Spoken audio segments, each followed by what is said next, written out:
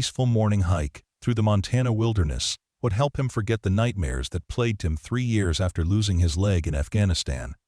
But when he and his retired military canine Sasha heard desperate crying echoing from inside a fire-ravaged cabin deep in the forest, they had no idea they were about to uncover a secret that powerful people had killed to protect. What they found beneath that cabin's trapdoor wasn't just a terrified child clutching mysterious dog tags. It was evidence of a Black Ops mission that was supposed to have been erased from existence forever. And now Lucas realized that someone was hunting the last witnesses who could expose the truth about what really happened in those Afghan mountains.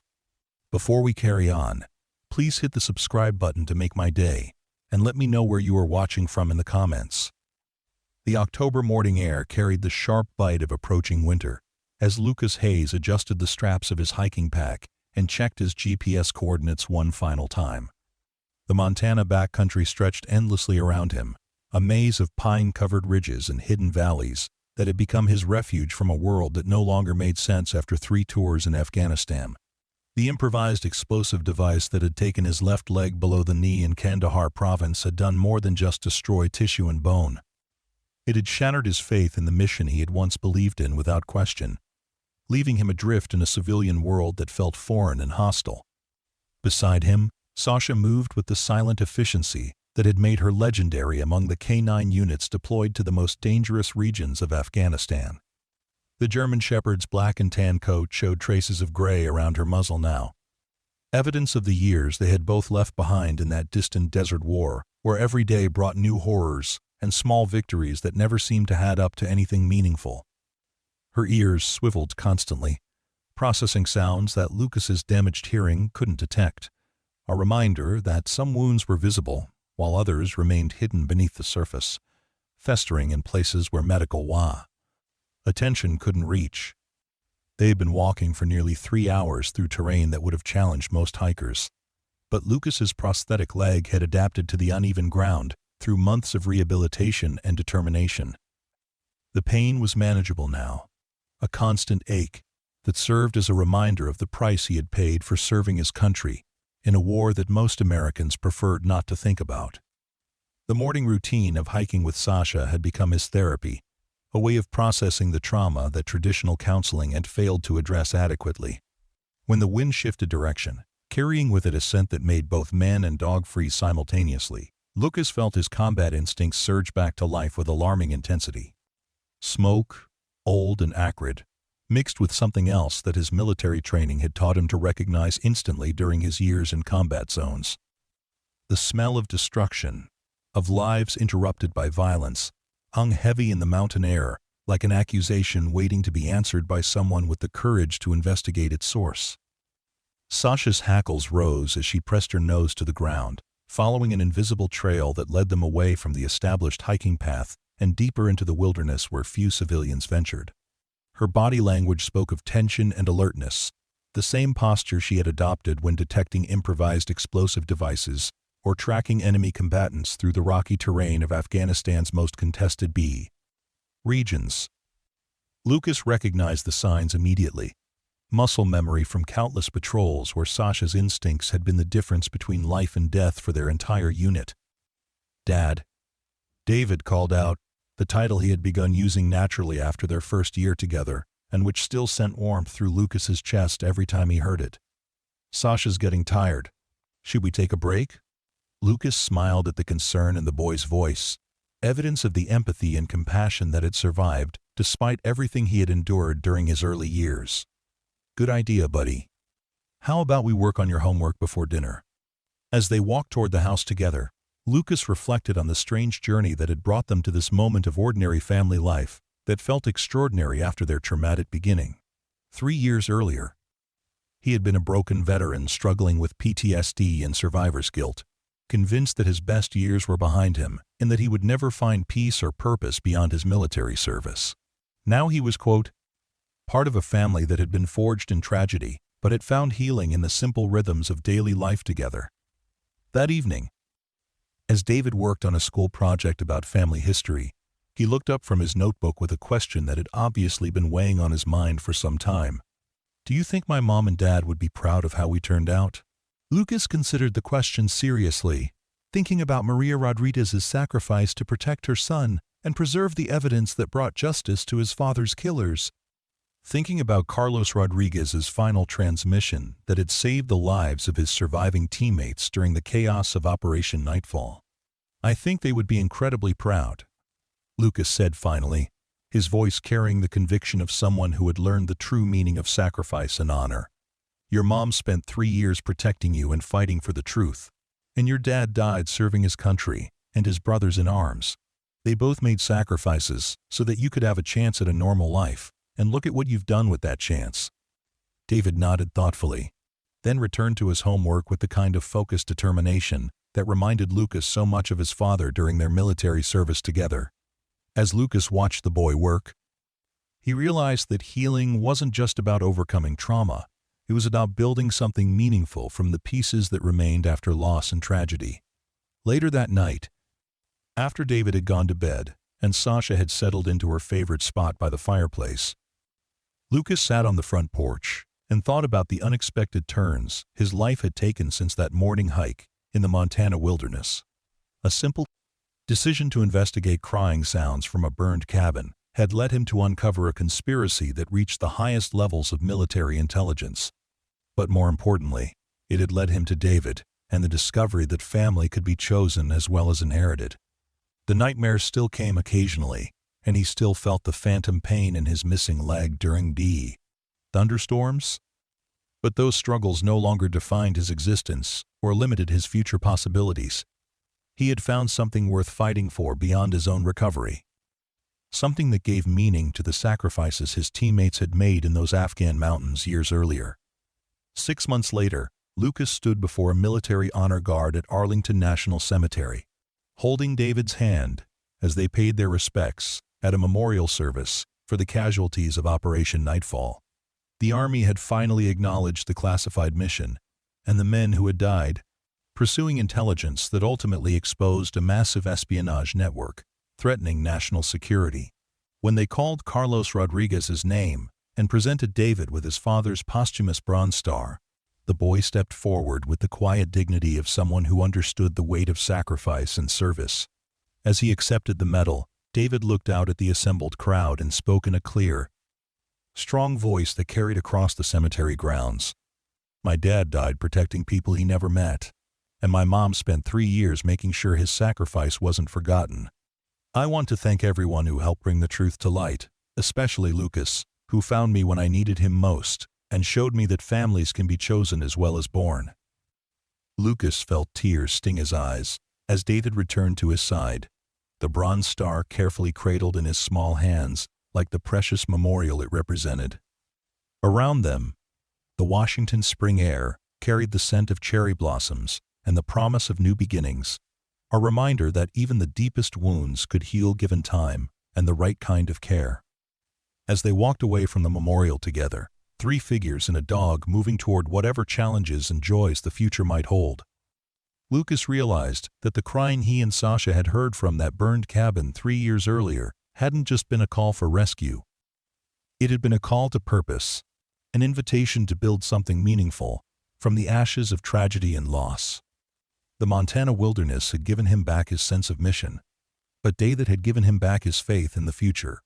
Together, they had learned that healing wasn't a destination but a journey, and sometimes the best way to honor the dead was to build a life worthy of their sacrifice. Over the following years, as David grew from a traumatized 8-year-old into a confident teenager with dreams of military service like his father, Lucas continued his work, helping other veterans navigate the difficult transition from combat to civilian life. His own experience with trauma and recovery, combined with David's presence in his life, had given him insights that proved invaluable in counseling sessions with soldiers struggling to find their place in a world that often seemed indifferent to their sacrifices. Sasha remained their constant companion through all the changes and challenges, aging gracefully but maintaining the alertness and loyalty that had made her such an effective military working dog. She had an intuitive sense for when someone was struggling with invisible wounds, appearing at their side with the kind of steady presence that spoke louder than words about the healing power of unconditional acceptance. The house in Virginia became a gathering place for other military families dealing with loss and trauma. A place where stories could be shared without judgment and healing could happen in community rather than isolation. David thrived in this environment, developing the kind of empathy and resilience that came from growing up surrounded by people who understood the true cost of freedom and the importance of supporting one another through difficult times. On David's 16th birthday, as they stood together on the same Virginia property where they had built their new life, Lucas reflected on the journey that had brought them from that underground shelter in Montana to this moment of celebration and hope. The boy who had once clutched his mother's dog tags in terror now wore his father's Bronze Star with pride, not as a burden of inherited trauma, but as a reminder of the courage and sacrifice that ran in his family's blood. "I've been thinking about what I want to do after high school," David said, as they watched Sasha chase fireflies in the gathering dusk. "I know I'm still young, but I want to follow in Dad's footsteps and serve in the Military Communications Corps." Lucas felt a familiar mixture of pride and concern at the announcement, understanding both the honor of continuing a family tradition and the risks that came with military service in an uncertain world. "Are you sure that's what you want? You have so many other options available to you." "I'm sure," David replied, with the conviction of someone who had grown up hearing stories of service and sacrifice. "Dad died protecting his teammates and serving his country. I want to honor that legacy by serving something bigger than myself." As they stood together in the fading light, surrounded by the peaceful Virginia countryside that had become their sanctuary, Lucas realized that the cycle of service and sacrifice would continue into the next generation. But this time, it would be different because David was choosing his path from a position of strength and healing, rather than running from trauma and loss. The crying that had led them to each other in that burned Montana cabin had ultimately become a call to something greater than survival. It had become a call to service, to family, to the kind of healing that could only happen when broken people chose to help each other become whole again. Years later, when David graduated from West Point and received his commission as a second lieutenant in the Army Signal Corps, Lucas stood in the audience with tears of pride streaming down his face. Beside him, Sasha sat with the dignity of a veteran who had served her country with honor and now watched the next generation prepare to carry on the mission.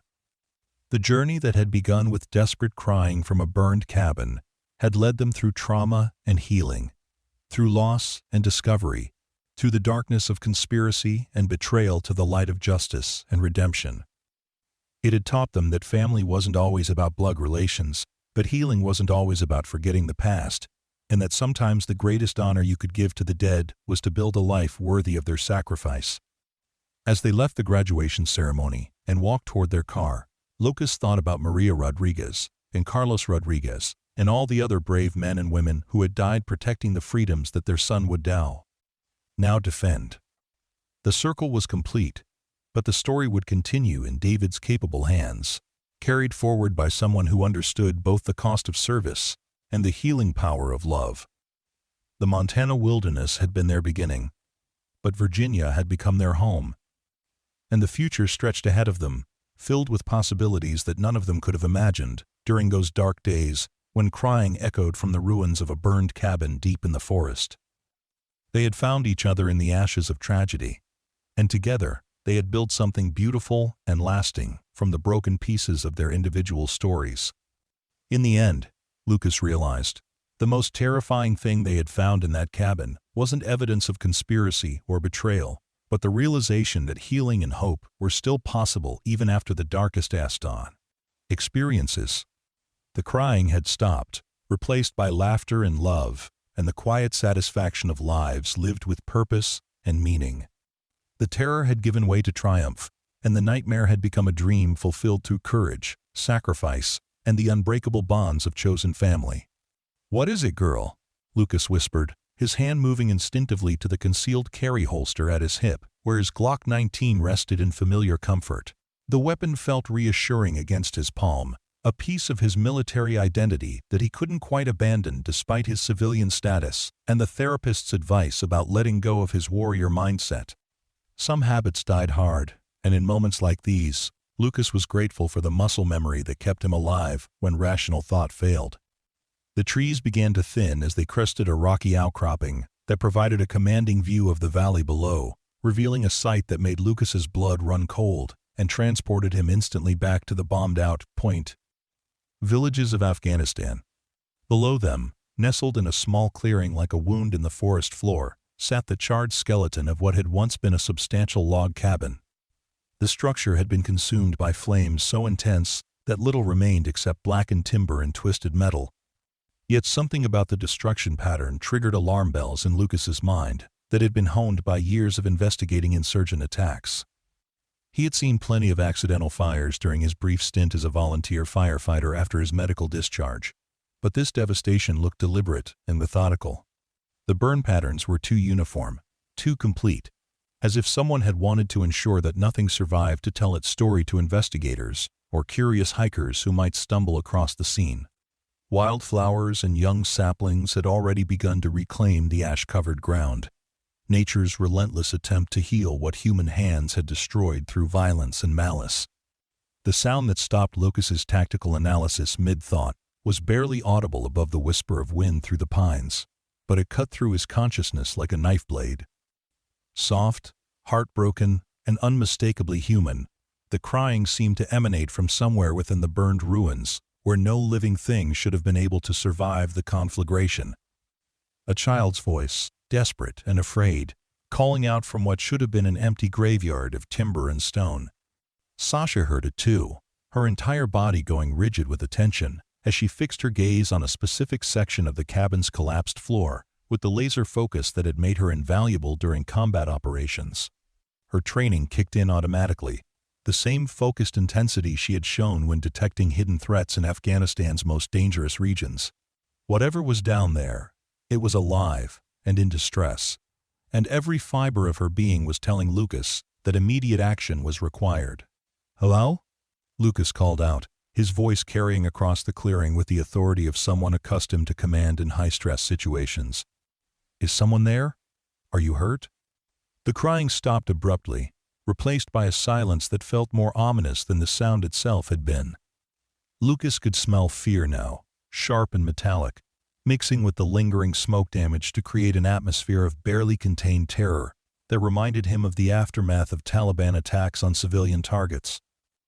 His military training automatically catalogued potential threats and escape routes, while his human compassion drove him forward toward the source of the child's distress.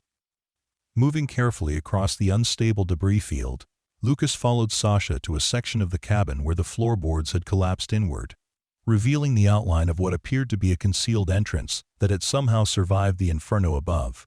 His tactical flashlight cut through the shadows, illuminating metal hinges and a reinforced frame that spoke of military-grade construction designed to withstand exactly the kind of attack that had destroyed everything else in the area. "I'm not going to hurt you," Lucas said softly, directing his voice toward the hidden opening while keeping his weapon ready in case this was some kind of trap. "My name is Lucas, and I have a dog with me named Sasha. We're here to help." A small voice drifted up from below, trembling with exhaustion and fear that no child should have to experience. "Please don't leave me here. The bad men said they would come back for me." The words hit Lucas like a physical blow, confirming his worst suspicions about the nature of the cabin's destruction and introducing a new level of urgency to the situation. This wasn't an accident or a random tragedy. It was the aftermath of something deliberate and violent. Something that had left a child trapped and terrified in an underground hiding place, while their protectors were presumably killed or driven away by hostile forces. Working methodically, Lucas began clearing away the debris covering the concealed entrance, Sasha helping by dragging smaller pieces away with her teeth in a coordinated effort that demonstrated their years of partnership in dangerous situations. The work was slow and dangerous, each movement potentially destabilizing the precariously balanced wreckage above and threatening to bury them all under tons of burned timber. But the sound of that frightened child drove him forward, overriding his tactical caution. With a protective instinct he hadn't felt since his combat days, when civilian casualties were always the highest priority. When he finally managed to pry open the reinforced trapdoor, the sight that greeted him defied every assumption he had made about finding a lost hiker or accident victim in the Montana wilderness. Below was a small underground room, perhaps 10 feet square, with concrete walls and a floor that looked like it had been designed as a safe room or panic shelter by someone with extensive knowledge of military construction techniques. The space was equipped with emergency supplies, communications equipment, and ventilation systems that suggested long-term planning for exactly this kind of crisis. In the corner, wrapped in a thermal blanket that bore the unmistakable markings of military surplus equipment, was a boy who couldn't have been more than 8 years old, but whose eyes held a maturity and wariness that spoke of experiences no child should have endured. His dark hair was matted with dirt, and his clothes were torn, but he appeared physically unharmed, despite the obvious trauma he had experienced during his confinement in this underground refuge.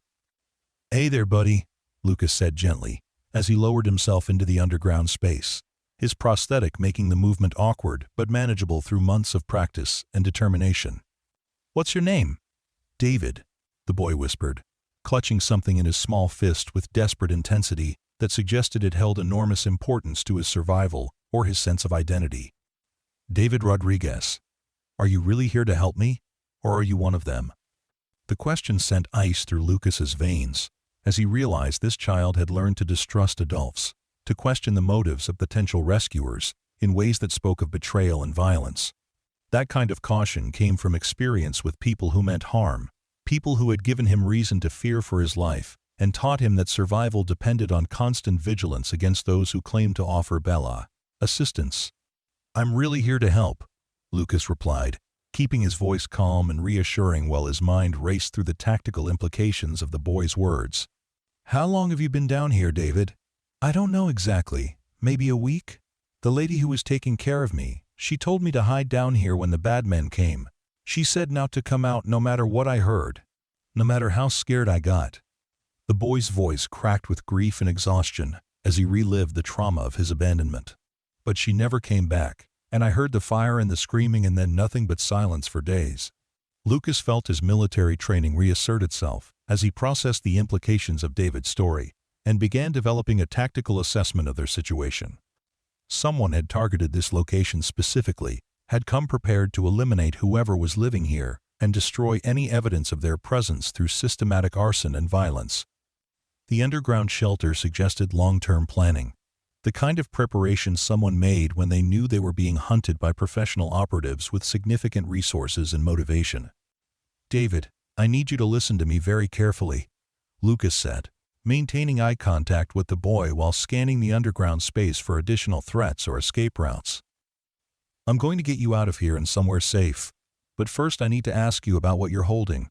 Can you show me?" The boy hesitated for several heartbeats, his grip tightening on the object in his hand as he studied Lucas's face for signs of deception or hostile intent. When he finally opened his fingers with obvious reluctance, Lucas felt the world tilt sideways around him, as recognition hit like a lightning bolt. Resting in David's small palm was a pair of military dog tags, their metal surface blackened with soot, but still readable in the beam of his tactical flashlight. Rodriguez. Maria E. The name was familiar, but it was the service number and unit designation that made Lucas's mouth go dry with recognition and transported him instantly back to the classified briefing rooms where Operation Nightfall had been planned and executed. These weren't just any military dog tags.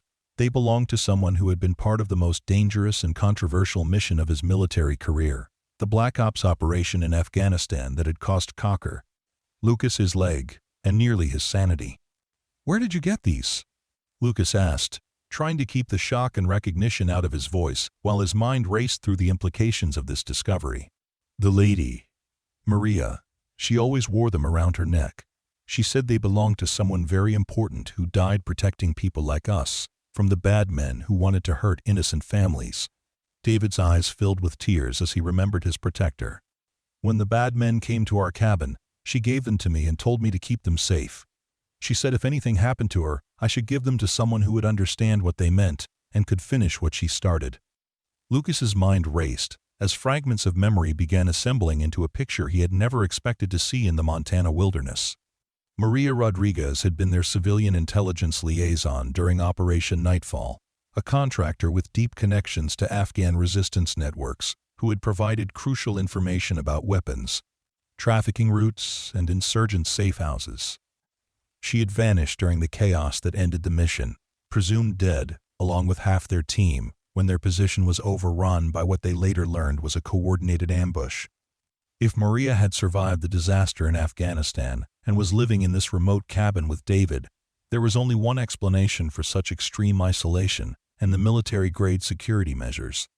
She had been hiding from the same people who had orchestrated the disaster that destroyed their mission, people with enough resources and motivation to hunt her across continents and years, while she protected whatever evidence she had managed to preserve from that catastrophic operation. David, did Maria ever talk about why you were living out here so far from other people? Did she mention anyone who might be looking for her or trying to hurt you both? The boy nodded slowly, his voice dropping to barely above a whisper as he shared secrets that had been burned into his young mind through months of careful instruction. She said there were bad people who wanted to hurt her because she knew secrets she wasn't supposed to know. Secrets about what really happened to the good soldiers who tried to help people in Afghanistan. She said that's why we had to stay hidden, why I couldn't go to school or have friends like other kids my age. His small frame shook with remembered fear as he continued. She said someday it would be safe to come out of hiding, but that day never came before they found us. A sound from above made both Lucas and David freeze in place, their conversation interrupted by the unmistakable noise of multiple footsteps moving carefully through the debris field of the burned cabin.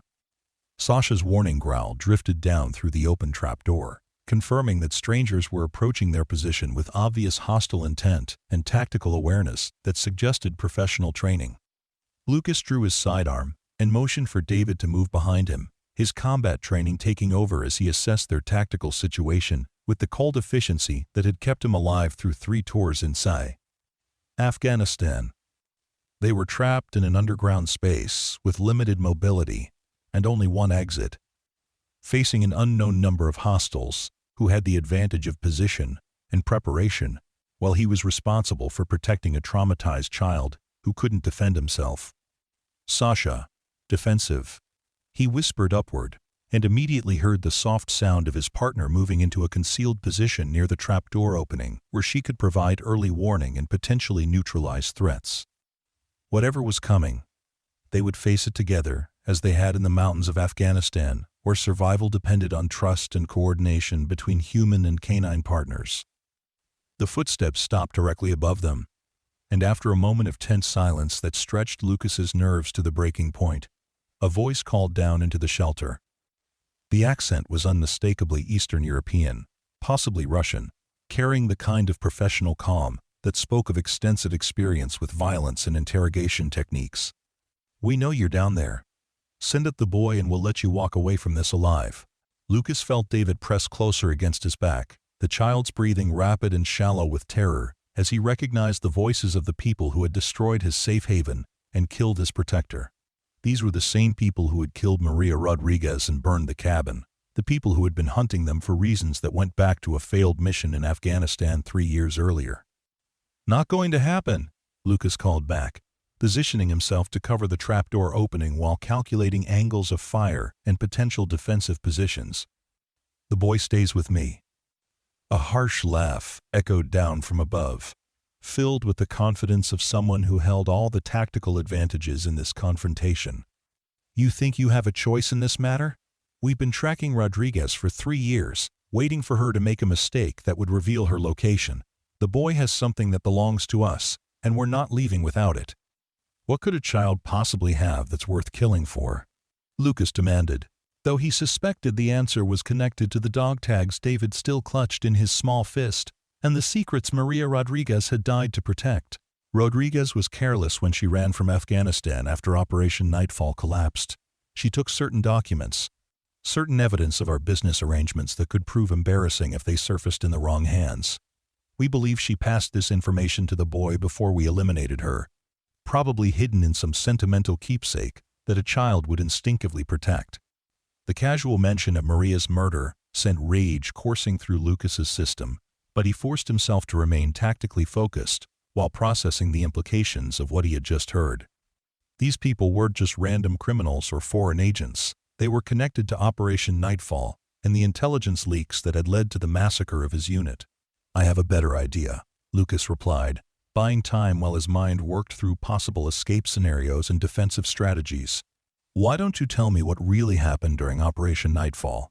Why don't you explain how a routine intelligence mission turned into a coordinated ambush that killed half my unit?" The silence from above stretched for several heartbeats before the voice returned, this time with a note of surprise that suggested Lucas had revealed more than he intended. "So, you were there when it all went wrong. That explains why you're still breathing when so many of your brothers in arms are feeding worms in Afghan soil. Most of Hayes' unit died in those mountains. But apparently, a few rats managed to crawl away from the trap." The use of his name confirmed Lucas's worst fears about the scope of the conspiracy they were facing.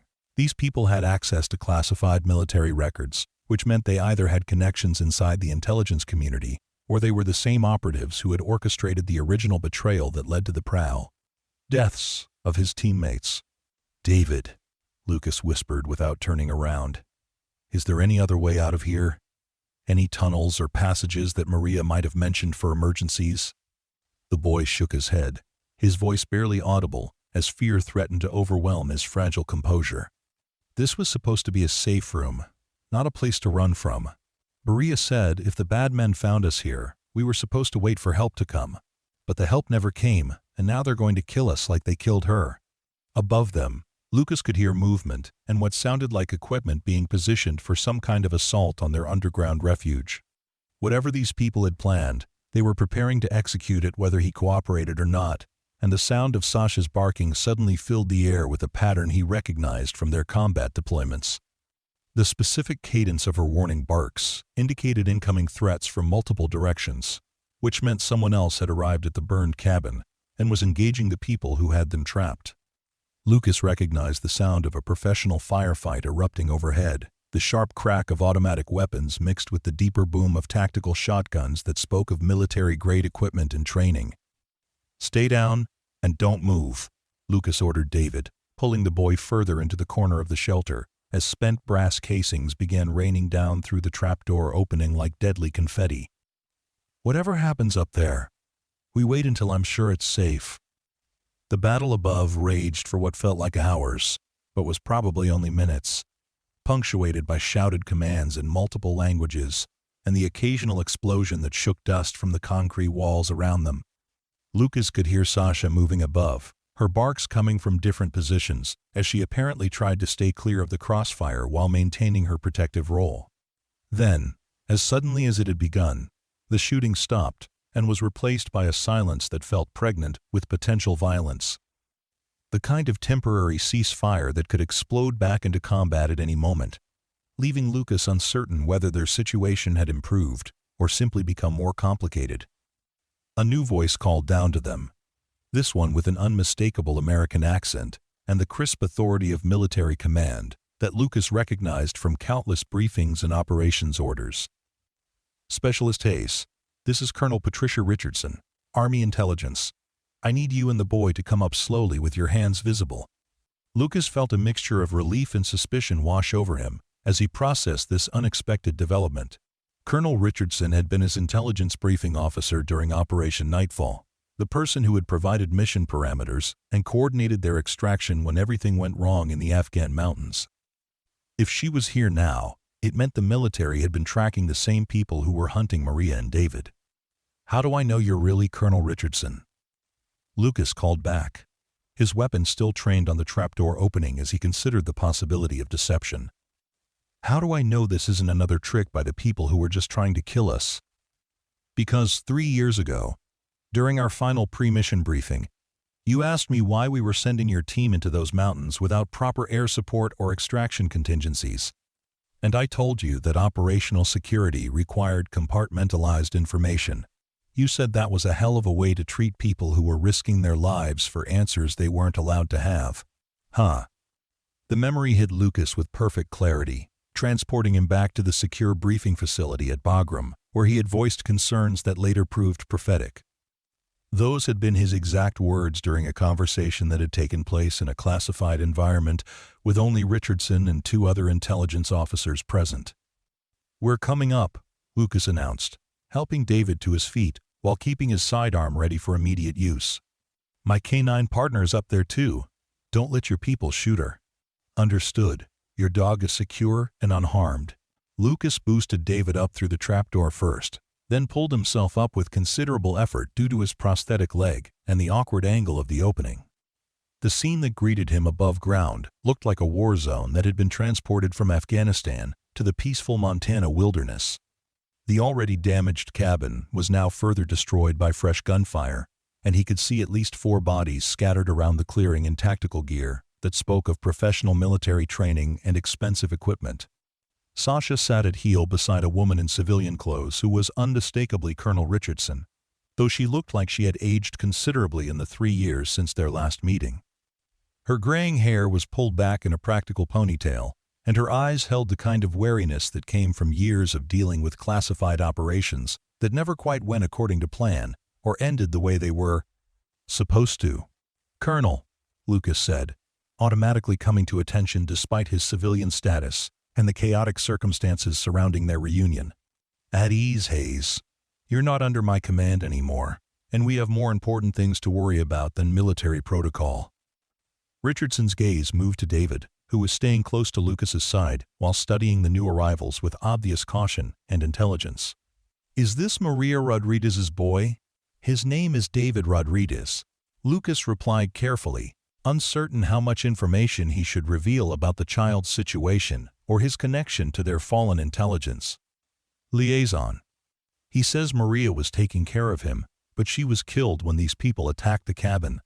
Richardson nodded grimly, her expression confirming information she had apparently already possessed through her own intelligence channels. "Maria Rodriguez was one of our most valuable intelligence assets, even after she officially left government service and disappeared from our operational awareness. When she vanished 3 years ago during the chaos that ended Operation Nightfall, we assumed she had been eliminated along with the rest of your team's support network." "What was Operation Nightfall really about?" Lucas asked, the pieces of a puzzle he had never fully understood beginning to click into place as he processed the implications of Richardson's presence. "It wasn't a routine intelligence gathering mission, was it?" "No, it wasn't anything close to routine. We had discovered that Russian intelligence operatives were using Afghanistan as a testing ground for a new kind of hybrid warfare, combining traditional espionage with advanced cyber attacks and targeted disinformation campaigns designed to undermine NATO operations.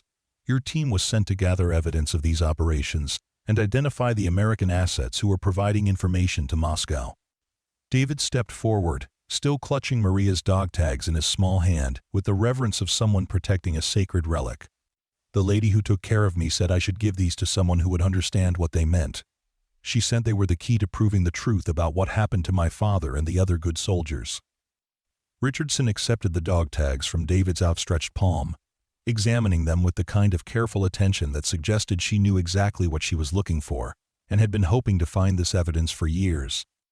After a moment, she used a small precision tool to open what Lucas now realized was a hidden compartment in one of the tags, revealing a micro SD card so small it was barely visible to the naked eye. 3 years of intelligence data," Richardson said softly, holding the tiny storage device up to catch the afternoon sunlight filtering through the pine trees. "Names, dates, financial records, communication intercepts, operational plans. Everything we need to prove Russian involvement in Operation Nightfall and identify the intelligence leaks that made the CA massacre possible. What happens now?" "Wah?" Lucas asked, his protective instincts still focused on David despite the apparent resolution of their immediate danger. "What happens to the boy?" Richardson's expression softened as she looked at David, who was listening to every word with the kind of intense focus that spoke of experiences far beyond his chronological age. "David Rodriguez is not just a witness to what happened here in Montana. He's the son of Staff Sergeant Carlos Rodriguez, your communications specialist during Operation Nightfall, who died trying to establish an emergency extraction link when your position was overrun." End quote. The revelation hit Lucas like a physical blow, forcing him to reassess everything he thought he knew about the boy's situation and identity. Carlos Rodriguez had been the quiet professional who kept their team connected to command during the chaos of their final mission, the man who had died trying to save his brothers in arms when their operation collapsed around Bali. Them. Carlos was David's father? Lucas asked, memories of his fallen teammate taking on new significance as he studied the boy's features for resemblances he had missed. Carlos and Maria were married 6 months before Operation Nightfall launched. David was born while Carlos was deployed, and Maria was working as our intelligence liaison to support her husband's mission. From the civilian contractor side, Richardson's voice carried the weight of classified information finally being revealed after years of secrecy. When the mission went bad, and Carlos was killed in the initial ambush, Maria blamed herself for not detecting the intelligence leaks that led to the trap. Lucas looked down at David with new understanding, seeing his fallen teammate's features in the boy's face for the first time now that he knew what to look for. The resemblance was subtle but unmistakable once he understood the connection. The same dark eyes and determined expression that had made Carlos such an effective communications specialist under pressure. She took David and disappeared into deep cover. Richardson continued, hoping to keep him safe while she gathered evidence to expose the people responsible for his father's death and the deaths of your other teammates. It took her 3 years to compile the information on that micro SD card. 3 years of living in isolation and constant fear. And now? Lucas asked, the implications of David's true identity still sinking in as he processed the scope of the conspiracy they had uncovered. Now we have what we need to finish what Operation Nightfall started. The people responsible for your teammates' deaths will face justice, and David will finally be safe from the operatives who have been hunting him since, quote, he was 5 years old. Over the following hours, Lucas found himself reluctantly drawn back into a world of classified briefings and intelligence analysis, as Richardson's team processed the evidence Maria Rodriguez had died to protect. The micro SD card contained detailed records of Russian intelligence operations dating back 5 years, including financial transfers to American assets, communication intercepts that proved a massive espionage network had been operating within the USS military intelligence community, and operational plans for future attacks on NATO installations. As the sun began to set over the Montana wilderness, casting long shadows across the burned cabin and the scattered evidence of the day's violence, Lucas sat with David on a fallen log while Sasha rested at their feet. The boy had been remarkably resilient throughout the interrogation process, answering questions about his life with Maria and the people who had been hunting them with a maturity that both impressed and saddened Lucas. What's going to happen to me now? David asked quietly, his voice carrying the uncertainty of a child who had lost everything familiar in his young life and faced an uncertain future. Lucas felt the same protective instinct that had driven him to rescue David from the underground shelter, but now it was complicated by the knowledge of who the boy really was and what he represented. David wasn't just a random victim caught in someone else's war. He was the son of a brother in arms who had died serving his country and protecting his teammates. I don't know exactly what's going to happen, Lucas said honestly, unwilling to make promises he couldn't keep to a child who had already been disappointed by too many adults. But I promise you won't be alone. Colonel Richardson and her people will make sure you're safe, and they'll help you figure out what comes next. Will I see you again? David's question was barely above a whisper, filled with the kind of vulnerability that reminded Lucas of his own childhood fears. Lucas looked at the boy, seeing something of himself in those dark eyes that held too much knowledge for someone so young. They had both lost family to violence they couldn't control, both been forced to survive experiences that would have broken many adults. The difference was that David still had a chance at a normal life, still had the possibility of healing from his trauma with the right support and care. Yeah, buddy, Lucas said, making a decision that surprised him with its certainty and completeness. You'll see me again, I promise. Colonel Richardson approached them as the last of the evidence was being loaded into military vehicles for transport to secure facilities where it could be properly analyzed and prepared for prosecution. Her expression suggested she had been wrestling with her own difficult decisions throughout the afternoon. Hayes, I need to ask you something, and I want you to think carefully before you answer, because this decision will affect both your life and David's future. Yes, ma'am? How would you feel about coming back to work for the government? Not active duty, obviously, but as a civilian contractor specializing in cases like this one. We're going to need people with your experience and knowledge to help prosecute the intelligence leaks and enemy operatives that Operation Nightfall was meant to expose, and frankly, you're one of the few people who survived that mission who can testify to what really happened. Lucas had been expecting something like this offer, but hearing it directly still caught him off guard and forced him to confront questions about his future that he had been avoiding. He had spent 3 years trying to distance himself from his military service, trying to build a life that didn't revolve around violence and classified operations. But looking at David, remembering Maria Rodriguez and Carlos and all the other people who had died because of a handful of traitors and foreign agents, he realized that some fights were worth returning to. "What about David?" he asked, his primary concern focused on the child's welfare rather than his own career prospects. "What happens to him while all this legal and intelligence work is happening? He'll need a guardian, someone who understands what he's been through and can help him process the trauma of losing his mother and living in hiding for so long. Someone with experience in both military operations and personal recovery from all-die combat trauma." Richardson's slight smile suggested she had already considered this possibility and reached her own conclusions. "Someone like you, if you're interested and qualified." The offer hung in the air between them like a bridge spanning the gap between Lucas's past and his future, presenting possibilities he had never considered during his years of recovery and isolation. He had never thought seriously about having children, had never believed he was stable enough or whole enough to be responsible for another person's well-being. But as he looked at David, still clutching the empty dog tag chain that had held his mother's final gift, Lucas realized that maybe healing wasn't something you did in isolation. Maybe it was something you did together, two damaged people helping each other become whole again through mutual support and understanding. "I'd be honored," Lucas said finally, his voice carrying the weight of a commitment that would change both their lives. "But David gets to decide. It's his choice to make." David looked up at Lucas with eyes that seemed to hold far more wisdom than his 8 years should have allowed. And for a moment, Lucas saw not a frightened child, but a survivor, someone who had endured the unthinkable and emerged with his humanity intact. "Would Sasha come too?" David asked seriously, his question demonstrating the practical thinking that had helped him survive his ordeal. "Wouldn't be the same without her," Lucas replied, scratching behind the German shepherd's ears and receiving a tail wag in response. "Then yes," David said simply, his acceptance carrying the finality of someone who had learned to make difficult decisions quickly. "I'd like that very much." As they prepared to leave the burned cabin behind, Lucas took one last look at the clearing where so much pain and revelation had intersected in ways that would shape their future for years to come. The Montana wilderness stretched endlessly around them, indifferent to human suffering and human hope alike. But somewhere in that vastness, he had found something he hadn't been looking for, a reason to believe that the future could be different from the past.